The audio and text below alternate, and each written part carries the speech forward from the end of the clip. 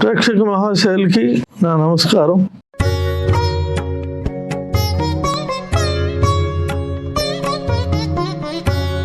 ఈరోజు మహర్దశల గురించి చెప్పుకుందాం. ఈ ఎపిసోడ్ లో మహర్దశలు గతంలో అనుకున్నట్టుగా 9 మహర్దశలు ఉంటాయి. ఒక్కొక్క దానికి ఒక్కొక్క రవిదేవ్ కనుక స్టార్ట్ చేస్తే రవి మహర్దశ 6 సంవత్సరాలు ఉంటుంది. రవి మహర్దశ నుంచి మళ్ళీ అంతర్దశలు రవి దగ్గర నుంచి మనకి ఏదో వస్తుందో అది మనం చూసి ఈ మహర్దశ అంతర్దశలకి టాలీ వేసుకొని చూడాలి. 2 ఈ మహర్దశలు అంతర్దశలు కాకుండా విదశలు కూడా ఉంటాయి. మళ్ళీ దీనిలో 9 భాగాలు ఉంటాయి. ఇవి వేసుకొని ఈ టైము ఈ నెల నాకు మంచిగా ఉందా లేదా, గ్రహచారం ఎట్లా ఉన్నది అన్నది మనం చూసుకోవాలి. 2 చంద్రమహాదశ 10 సంవత్సరాలు. ఇందాక చెప్పుకున్నట్టుగా చంద్రుడు ఎక్కడెక్కడ ఉంటే మంచిగా ఉంటాడో ఆ సంవత్సరం అంతా మనకి మంచిగానే ఉంటుంది. కనుక వేరే కనుక లేదంటే ఈ నెల నుంచి ఈ నెల వరకు బాగోదు. అదృష్టం ఏంటంటే చంద్రుడు సంవత్సరాలు తరబడి ఉంటాడు. ఒక్కొక్క నెల లోపులు అట్లా ఉంటాడు. దీని తర్వాత అంగారకుడు. అంగారకుడు అంటే మనం కుజుడు అంటాం, ఇంగ్లీష్లో మార్స్ అని చెప్పి అంటాం. ఈ దశల వల్ల ఏమవుతుందంటే అంగారకుడు చాలా చెడ్డ గ్రహం. ఇవాళ ప్రపంచంలో యుద్ధాలు అవుతున్నాయంటే ఈ అంగారకుడు వల్లే. అంగారకుడు సరైన స్థితిలో లేడు మనకి. ఈ సంవత్సరం కానీ వచ్చే సంవత్సరం కానీ చాలా బ్యాడ్ పొజిషన్లో ఉన్నాడు. యుద్ధాలు ఖచ్చితంగా అవుతాయి. ధరలు విపరీతంగా పెడితే ధరలు కూడా కంట్రోల్ చేసేవాడు కుజుడే.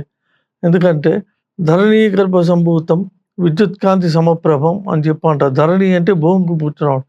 అంగారకుడు యొక్క ప్రభావం భూమి పైన ఖచ్చితంగా ఉంటుంది. దీనివల్ల ఏమవుతుందంటే మనిషికి ఉన్న రిలేషన్షిప్ బాండింగ్ అనేది చెడిపోతుంది. లేనిపోని అపార్థాలు, ఒకటంటే ఒకటి అర్థం తీసుకుంటారు, పాపం ఎక్కువ అవుతుంది. ఇటువంటి కుజుడికి యొక్క మహర్దశ 7 సంవత్సరాలు ఉంటుంది. 7 సంవత్సరాలు దాటితే మనం తప్పుకున్నట్టే. దీని తర్వాత బుధ మహాదశ రవి చంద్ర కుజ బుధుడు. ఇది 17 సంవత్సరాలు ఉంటుంది. ఇది కూడా అంత మంచిది కాదు. జాతకంలో బుధం కనుక అనుగ్రహం ఉండి ఈ యొక్క బుధుడికి సంబంధించినది చిటికిన వేలు కిందది.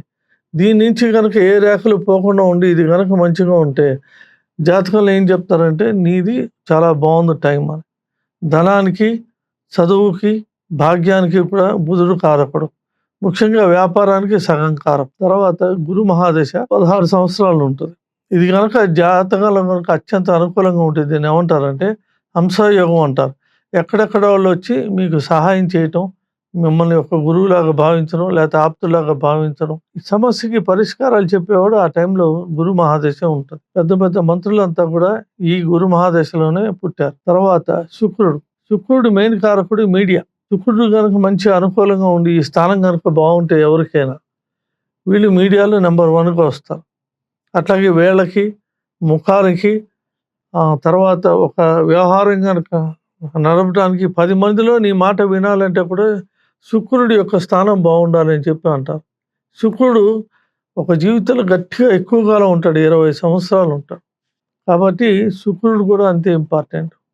గురువు శుక్రులు ఇద్దరు కూడా జాతకాలు ఏం చెప్తారంటే శుభులు అంటారు.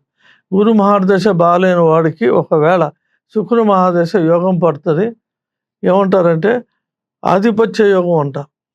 అటువంటి యోగం వచ్చేవాడు శుక్రుడు. ఈయన రాక్షస గురువు. అందరూ రాక్షస గురువు అయితే ఈయన విలన్ కానీ ఈయన శుభుడు అంటారు. ఏంటంటారు రాక్షసులు లాంటి వాడికి గురువు అంటే ఏంటంటే వాళ్ళ యొక్క అంధకారత్వాన్ని పోగొట్టి వాళ్ళ యొక్క మైండ్ సెట్ని మార్చేవాడు శుక్రుడు. శుక్రుడు కనుక జాతకంలో ఉంటే మొహం అందంగా ఉంటుంది. అంతే అంటే సర్రమని కోపం వస్తుంది, కొట్టేరు ముక్కు ఉంటుంది, మొహం చూస్తే చాలా బాగుంటుంది. వీళ్ళందరికీ ఏంటంటే శుక్రుడు బ్యాడ్గా ఉంటే వీళ్ళు ఆ రంగంలో రాణించబోవడానికి కారణం ఏంటంటే కోపం. అధికమైన కోపం ఎప్పుడైతే వచ్చిందో అది శుక్రుడు అని చెప్పి వెంటనే గుర్తించి దానికి సంబంధించి శాంతులు చేర్చి రత్నధారణ మగవాళ్ళకైతే ఈ వేలు, ఆడవారికైతే ఈ వేలు, ఒక వజ్రం కానీ శ్వేతపుష్య రాగం కానీ జిక్రాన్ కానీ ఇటువంటివన్నీ పెట్టి దానికి ఒక 20 శుక్రవారాలు ఉంటాయి. తర్వాత చెప్పుకుందాం. చేయించుకుంటే శుక్రుడు అనుకూలంగా వస్తాయి. ఎస్పెషల్లీ మీడియా వాళ్ళకి కావాల్సింది శుక్రుడే. శుక్రుడు రాహు అనుకూలంగా ఉంటే మీడియాలో టాప్ లెవెల్లో ఉంటారు వీళ్ళు. దీని తర్వాత శనీశ్వరుడికి ఆధిపత్యం ఈ మధ్యవేలు. బాగా అర్థం చేసుకోండి, మధ్యవేలు. ఇక్కడి నుంచి ఎవరికైతే ఒక రేఖ ఇట్లా పోయిందో దీన్ని ఫెయిట్ లైన్ అంటారు. ఒక చిరంజీవి గారు గనుక మనం చూసుకుంటే చంద్రరేఖ మించి ఈ స్థానం ఎక్కడి దాకా పోయింది. అందుకే ఆయన సూపర్ స్టార్ అయ్యారు. శని జాతకంలో అత్యంత అనుకూలంగా ఉండటానికి కారణం ఏంటంటే, ఒక రంగంలో పోటీతత్వం ఉంటది. ఈ పోటీతత్వాన్ని అందరూ అధిగమించుకుంటూ పోవాలంటే ఓపిక, డిసిప్లిన్ మిమ్మల్ని చూసి 10 మంది నేర్చుకోవాలి. మీతో మాట్లాడాలంటే కూడా భయపడాలి. పిచ్చి పిచ్చి వాళ్ళు వాగకూడదు. అటువంటి వాళ్ళకి ఈ శని రేఖ చాలా ఉపయోగపడుతది. శనీశ్వరుడు కూడా రాజయోగం పట్టిస్తాడు. ఇకపోతే రాహు. రాహు వల్ల రాహుది శనీశ్వరుడి 19 సంవత్సరాలు ఉంటారు. రాహుది వచ్చి 18 సంవత్సరాలు. ఒక సంవత్సరం తక్కువ.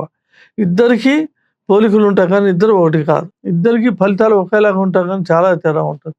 శని మహర్దశలో కానీ, జన్మశనిలో కానీ, అంతర్దశలో కానీ శని పట్టినప్పుడు మైండ్ పనిచేయదు. ఫస్ట్ ఇక్కడ స్విచ్ ఆగిపోతుంది. మనం ఒకటి చెప్పినా ఆడికి అసలు ఎక్కదు. రాహు అట్లా కాదు. ఒకటి చెప్తే ఒకటి చేస్తారు.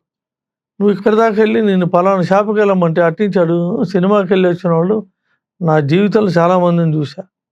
అంటే ఒకటి చెప్తే ఒకటే అంట. ఒక సరైన రూట్‌లో ఉండటానికి కారణం రాహు. అర్ధగాయం మహావీర్యం చంద్ర ఆదిత్య విమర్ధనం సింహికా గర్భ సంభూతం తం రాహుం ప్రణమామ్యం అంట.